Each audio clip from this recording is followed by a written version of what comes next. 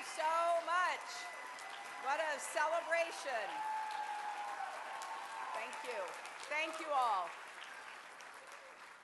Oh, it is so great to be here. And Jonathan, I just have one question. When can I sign up to volunteer for your campaign? I have to tell you, being here is really such a treat, but it's also very emotional for me, standing backstage and listening to the orchestra, listening to the comments that have come before. And it really did mean the world to me to hear from Jonathan and so many other members of CBST after the election. It was a really difficult time, as I'm sure a lot of you can recall. And I especially loved the letters that I got from some of your youngest congregants. For example, 8-year-old Felix and his moms sent along a photo of his incredible Halloween costume. He looked just like me. He even nailed my hair, which, you know, is not easy. I was also grateful finally to discover who was responsible for the encouraging signs that appeared on the corner of my street last Thanksgiving.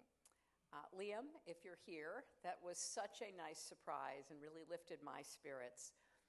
But that shouldn't be a surprise because this congregation is home to so many people that I've had the privilege of getting to know over the years. From our co-hosts, Andy Cohen and Cynthia Nixon, to people who worked their hearts out for me on the campaign. And Rabbi Kleinbaum even came to our headquarters in Brooklyn to celebrate Rosh Hashanah with our staff. And there are 4 young women who are here with me, all of whom worked for me in some way or another. And I said, well, how long have you been a member of the congregation? And they said, ever since she came to the headquarters.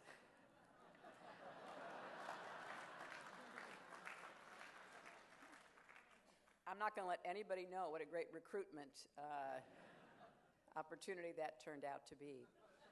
It is such an honor to be with all of you to celebrate the rabbi's 25 years at CBST. When you look at her, you think she just got started last year. That enthusiasm, that sparkle, that twinkle, that indefatigable energy.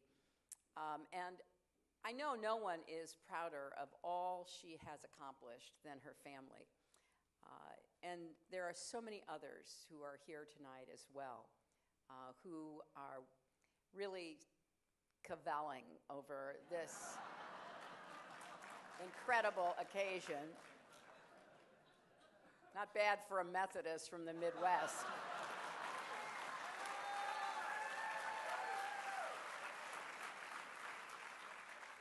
But I was thinking a lot about the rabbi, knowing that I was coming here tonight.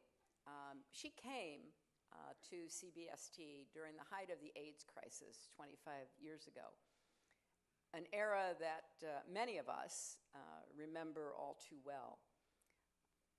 And it was such serendipity because while I was thinking about what I would say today, my husband was in San Francisco to open the AIDS memorial that he'd actually put into motion back in the 90s, and to remember all of the people who had been part of moving our country finally in the right direction.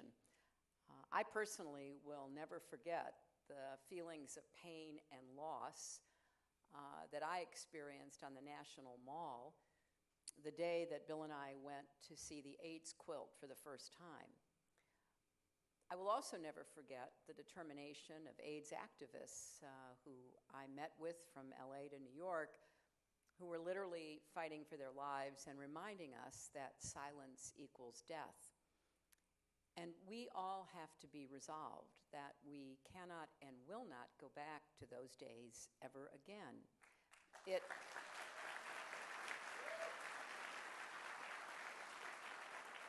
It is a reminder that the hard work of so many to put in place a system to care for people is at risk as funding is cut and as priorities change. So it is appropriate to remember a time not only of profound grief and suffering, but also of resilience and determination in the face of denial and indifference. And as she led this congregation forward, Rabbi Kleinbaum helped CBST become what it is today, a bold spiritual community of resistance and love. Now,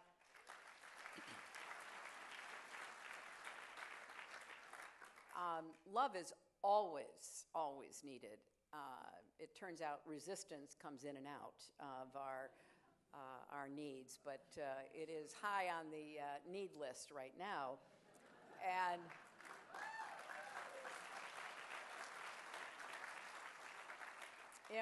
20 years ago, I wrote a book called It Takes a Village, and a lot of people asked, well, what do you mean by that? And tonight I want to say I meant something like CBST, something that Rabbi Kleinbaum has understood from the very beginning. No one gets through life alone. We have to look out for each other, lift each other up.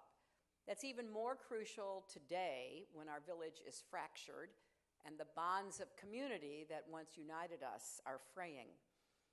As the rabbi said in her sermon the Friday after the election, we are on this earth for a purpose.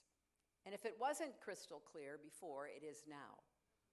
There has never been a more urgent call to embrace the concept of tikkun olam, which says that repairing the world is the responsibility of each and every one of us. Or as I learned growing up in my church, do all the good you can for all the people you can, in all the ways you can, as long as ever you can. These are words from our respective traditions that should guide and inspire us. They certainly have helped to pick me up and to keep myself going when I've been knocked down, which has happened from time to time. In the days after the election, when it was hard even to know where to start, I followed the advice that Rabbi Kleinbaum offered in that same sermon, to think of the things that give you strength when you're feeling good, and to do them. So I went for long walks in the woods with my 2 dogs.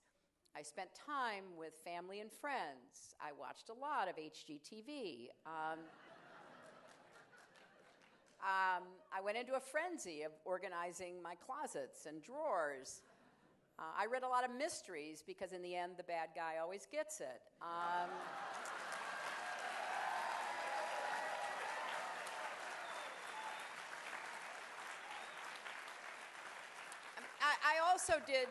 I did some yoga. I practiced something called alternate nostril breathing, which I write about in my book, and it's been fascinating as I've traveled around on my book tour to have people come up and demonstrate it for me right in front of everybody.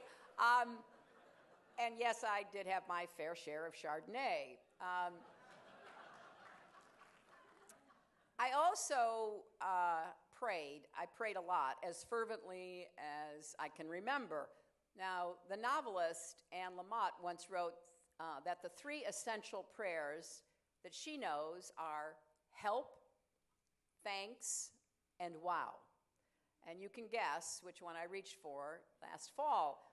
I prayed for help, to put the sadness and disappointment of the election behind me, to stay hopeful and open-hearted rather than becoming cynical and bitter, and to find some new purposes that would not only be gratifying to me, but would be part of what we are all doing to try to get our country back on the right track. Because clearly I prayed that America's future would be made better, not worse, under the new administration, and I'm still praying on that one. I also prayed for wisdom. We read a favorite book of mine, The Return of the Prodigal Son, by the Dutch priest, Henry Nouwen. He talks in it about what he calls practicing the discipline of gratitude. In other words, it's up to us to make the choice to be grateful even when things aren't going well. It isn't enough just to be grateful for the good things. That's easy. We have to be grateful for the hard things too.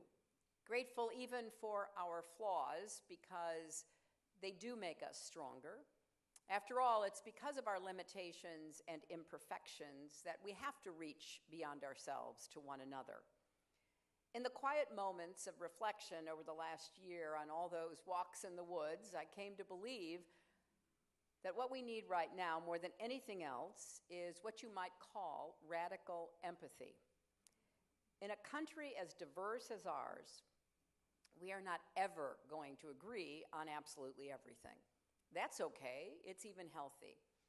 But 2017 has been a case study how important it is to try to recapture a sense of common humanity and citizenship, to try to walk in the shoes of people who don't see the world like we do. Empathy should not only be at the center of our individual lives and our spiritual lives, but it should be at the center of our public life. And that's what you understand here at CBST.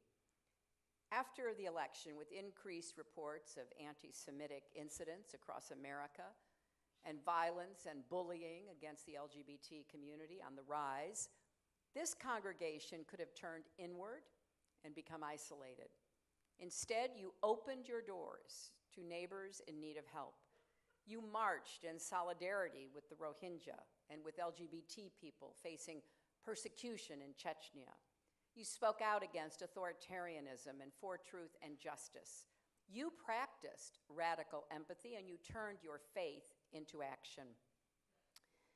In her poem, Dreams Before Waking, which is printed in the prayer book you read from each week, Adrienne Rich wrote, "What would it mean to live in a city whose people were changing each other's despair into hope? You yourself must change it. What would it feel like to know your country was changing? You yourself must change it. When you join the Women's March or peacefully protest on behalf of immigrants and refugees, you are changing despair into hope. When you stand outside the Islamic Center holding signs that say, 'Jewish New Yorkers support our Muslim neighbors,' you are changing despair into hope. And when you declare with one voice that never again means never again for anyone, you are changing despair into hope. That's what CBST has always done. From the first Friday night services when barely a minion gathered at a church in Chelsea to your new home on West 30th Street. You have changed despair into hope for individuals and families, for communities, and it has rippled out into the larger world. I absolutely know that the courage, leadership, and resilience of Rabbi Kleinbaum and this congregation can help to change our country too. For 25 years, you have been making a difference. I have watched it. I have been impressed by it and admired it. And I come here tonight to say thank you for the last 25 years, but to urge that you continue for the next 25 years, turning despair into hope. We really need that today. Thank you all very much.